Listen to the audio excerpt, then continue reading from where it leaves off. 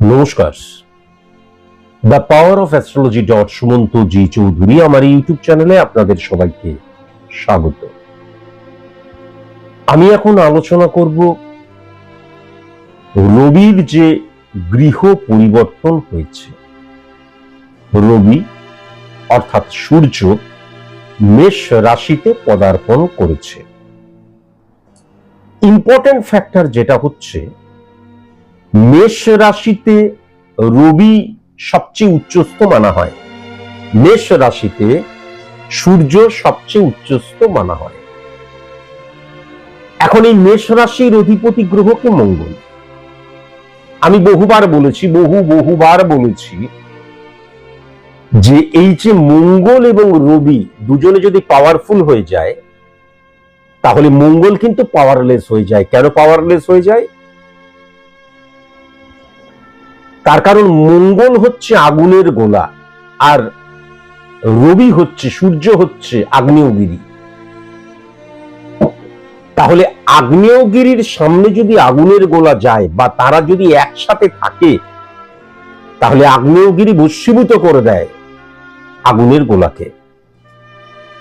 সুতরাং রবির যে ইম্প্যাক্ট মেষের ঘরে, তার দ্বারা মঙ্গলের যে পাওয়ার, সেটাকে কিন্তু সে পুরোপুরি ড্যামেজ করে দিচ্ছে, পাওয়ারলেস করে দিচ্ছে। এখন ইম্পর্টেন্ট ফ্যাক্টর যেটা হচ্ছে, এত কিছু ঘটলেও মঙ্গলের যে তিনটে দৃষ্টি, মঙ্গলের তিনটে দৃষ্টি 4 নাম্বার, 7 নাম্বার, 8 নাম্বার। তাহলে ইম্পর্টেন্ট ফ্যাক্টর এই 4 নাম্বার, 7 নাম্বার, 8 নাম্বার দৃষ্টিগুলোতে রবির যে পাওয়ার, রবির যে ইম্প্যাক্ট, রবির যে ভাইব্রেশন মারাত্মকভাবে কিন্তু পড়বে। চলে আসি বৃষ রাশিতে। তাহলে বৃষ রাশি সাপেক্ষে আমি যদি লক্ষ্য করি, তাহলে 3rd হাউসে কিন্তু মঙ্গলের যে পাওয়ার, যেটা রবির দ্বারা নিয়ন্ত্রিত হচ্ছে, সেইটা চলে আসছে। তার মানে রবির পাওয়ারটা 3 নম্বর ঘরে কিন্তু বিচ্ছুরিত হচ্ছে। বৃষ রাশি সাপেক্ষে 6 নাম্বার ঘরে বিচ্ছুরিত হচ্ছে, এবং বৃষ রাশি সাপেক্ষে 7 নাম্বার ঘরে কিন্তু রবির পাওয়ারটা বিচ্ছুরিত হচ্ছে। কেন না, মঙ্গল কিন্তু পাওয়ার লেস হয়ে যাচ্ছে। তাই জন্য মঙ্গলের যে 3টে দৃষ্টি, সেই 3টে দৃষ্টি কিন্তু রবির আন্ডারে চলে আসছে। সায়েন্সটাকে বুঝতে হবে স্যার। সায়েন্সটাকে না বুঝে ভুলভাল কথা বলে দিলাম আর আমি ঠিক করলাম, তাহলে হবে না। কিন্তু এবার ইম্পর্টেন্ট ফ্যাক্টর যেটা হচ্ছে, বৃষ রাশি সাপেক্ষে রবি কোথায় বসে আছে? বৃষ রাশি সাপেক্ষে রবি কিন্তু 12 নাম্বার ঘরে বসে আছে। তাহলে ইম্পর্টেন্ট ফ্যাক্টর যেটা হচ্ছে, বৃষ রাশি সাপেক্ষে যদি লক্ষ্য করা যায়, বৃষ রাশির জাতক জাতিকাদের ক্ষেত্রে কোন জায়গাটা ভেরি ভেরি কসাস এবং কনসাস হতে হবে? কনফিডেন্সের জায়গাটা। আমি পারি, আমি পারবো, আমার দ্বারাই সম্ভব, সবকিছু সম্ভব আমার দ্বারা, সেলফ কনফিডেন্সের জায়গাটা। কেননা রবি কিন্তু মেরুদণ্ড, নেতৃত্ব, এই যে আমার দ্বারাই সবকিছু নিয়ন্ত্রিত হবে, আমি সবকিছু করব। রাজা, সম্রাট, নেতা, কান্ডারি রিপ্রেজেন্ট করে কিন্তু রবি। তাহলে কনফিডেন্স লেস হয়ে যাবার জায়গাটা কিন্তু বৃষ রাশির জাতক জাতিকাদের ক্ষেত্রে মারাত্মক লক্ষ্য করা যাচ্ছে। কেননা 1 থেকে 11 পর্যন্ত যে 11টা ভাব, এই 11টা ভাবের ব্যয়ের স্থান হচ্ছে 12 নাম্বার ঘর। 12 নাম্বার ঘরে রবির ইম্প্যাক্ট পজিটিভও রয়েছে, কিন্তু আজকের আলোচনাটা হচ্ছে শত্রুতা নিয়ে, নেগেটিভিটি নিয়ে। তাই জন্য শুধু নেগেটিভ জায়গাটাকেই কিন্তু আমি তুলে ধরছি। তাহলে কনফিডেন্সের জায়গাটা কিন্তু ডিটোরিয়েট করে যাচ্ছে, ভেরি ভেরি কসাস এবং কনসাস, ভেরি ভেরি কসাস এবং কনসাস। এই পুরো বৈশাখ মাস জুড়ে বৃষ রাশির জাতক জাতিকাদের যদি কখনো অপারেশন টেবিলে উঠতে হয়, তাহলে কিন্তু মানে extremely sorry to say positive result লক্ষ্য করা যাচ্ছে না। একটা রোগ সারাতে গিয়ে 5টা রোগ সৃষ্টি হয়ে যাবে, এটাও কিন্তু লক্ষ্য করা যাচ্ছে। খুব সাবধান। আর সবচেয়ে বড় কথা, মেবি মে নট বিতে চলে আসার জায়গাও কিন্তু বৃষ রাশির জাতক জাতিকাদের ক্ষেত্রে লক্ষ্য করা যাচ্ছে। আমি কি পারবো? আমার দ্বারা কি হবে? এই যে জিজ্ঞাসা চিহ্ন, প্রশ্নবোধক চিহ্নটা কিন্তু চলে আসছে, আমার দ্বারাই হবে, এই রিফ্লেকশন কিন্তু লক্ষ্য করা যাচ্ছে না। ভেরি ভেরি কসাস এবং কনসাস অবশ্যই হওয়া প্রয়োজন।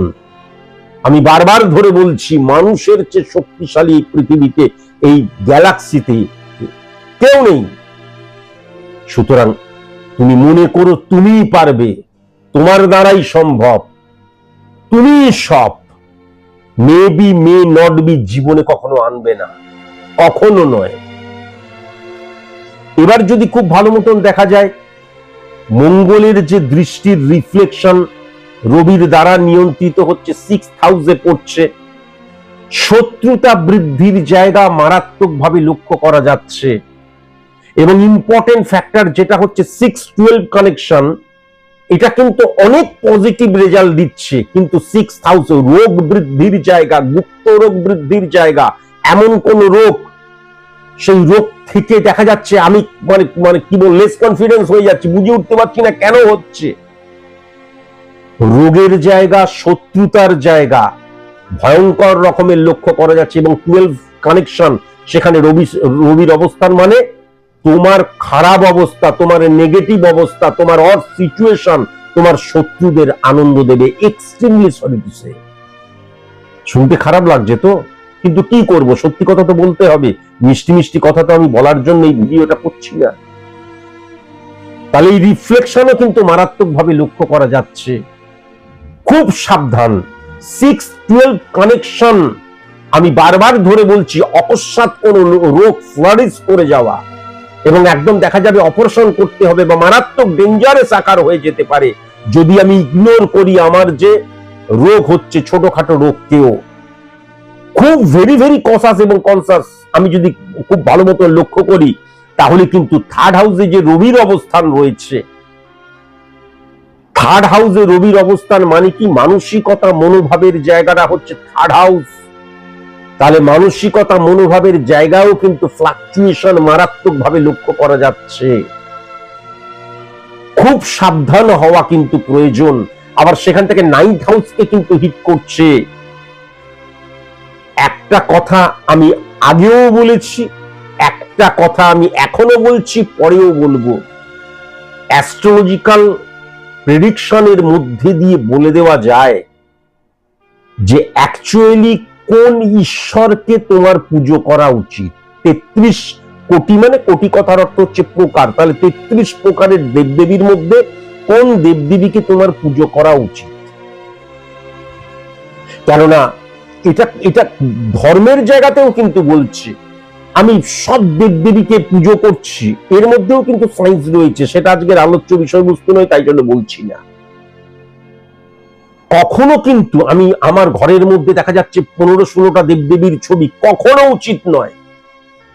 এবং ইম্পর্টেন্ট ফ্যাক্টর যেটা হচ্ছে 3rd হাউস 9th হাউসের কানেকশনের মধ্যে যদি কখনো রবি শনির অবস্থান, রবি কেতুর অবস্থান, রবি রাহুর অবস্থান, আরো অনেক কিছু আছে, মঙ্গলের রিফ্লেকশন যদি কখনো ক্রিয়েট হয়, তাহলে কখনো কোনোভাবে কিন্তু তার মন্দিরে যাওয়া উচিত নয়, কখনো কোনোভাবে কিন্তু তার ব্রাহ্মণ দিয়ে পুজো করানো উচিত নয়, পুরোহিত দিয়ে পুজো করানো উচিত নয়। ঈশ্বর সকলের ক্ষেত্রে পজিটিভ রিফ্লেকশন ক্রিয়েট করে না। আমি বহুবার আগে বলেছি, আবার এখনো বলছি, যে আমি ঈশ্বরের কাছে যাচ্ছি, আমি ঈশ্বর, আল্লাহ, গড প্রত্যেককে নিয়ে বলছি, কোন পার্টিকুলার কোন ধর্মকে নিয়ে বলছি না, প্রত্যেকের ক্ষেত্রে কিন্তু নয়।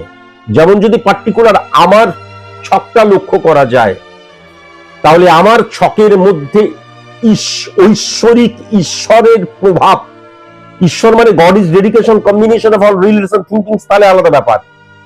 কিন্তু যদি আমি মনে করি আমি কোনো কাজ করব ঈশ্বরের পুজো করে কাজ করি, কখনো করা উচিত নয়,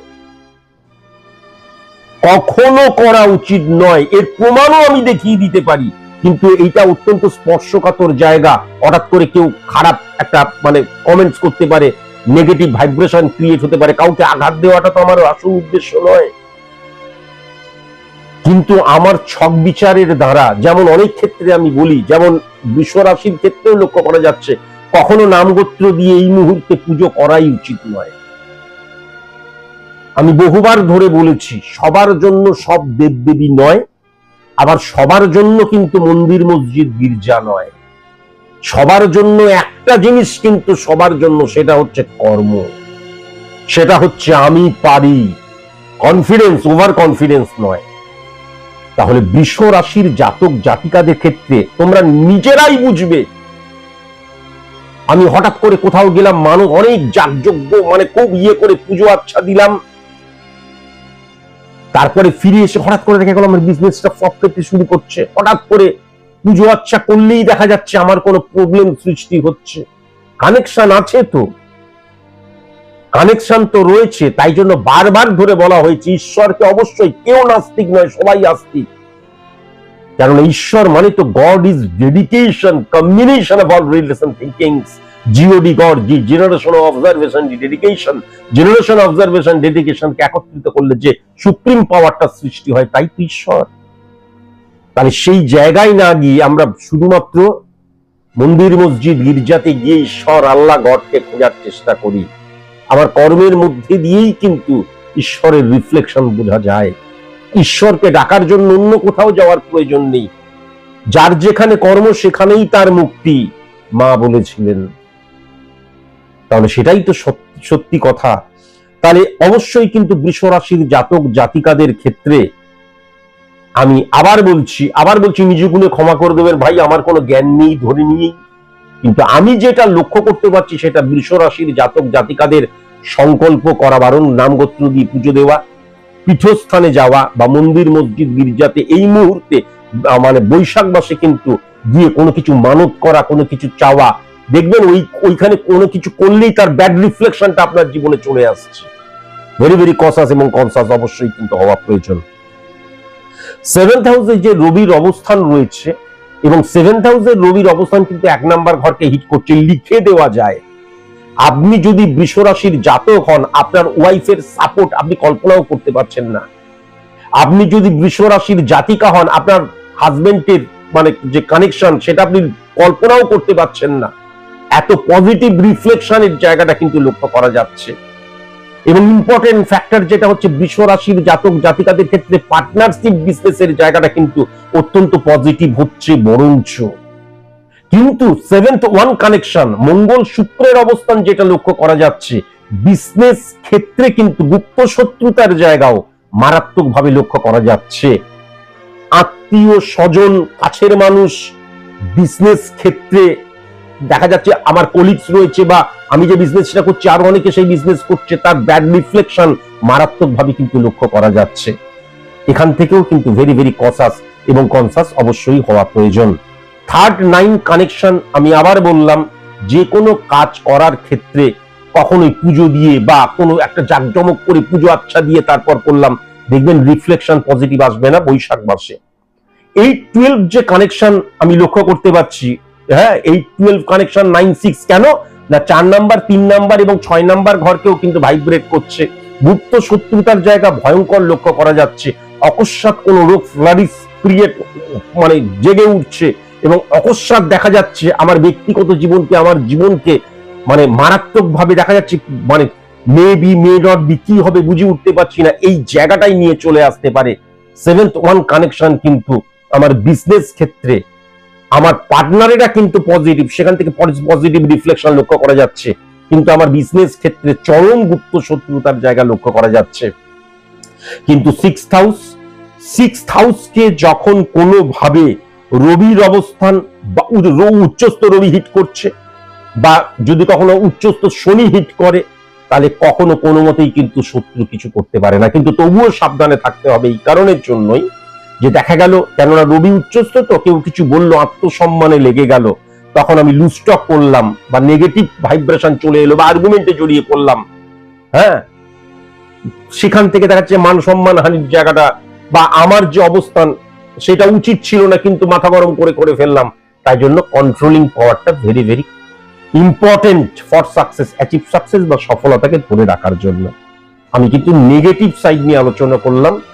রবির যে অবস্থান পরিবর্তন সেটা বৃষ রাশির ক্ষেত্রে অনেক সফলতার জায়গা, ভালো দিকও কিন্তু আমি দেখতে পাচ্ছি। নেগেটিভ সাইডটা নিয়ে আলোচনা করলাম, কেননা সেটাই কিন্তু আজকের আলোচ্য বিষয়বস্তু। আজকের মতন এটুকুই, নমস্কার।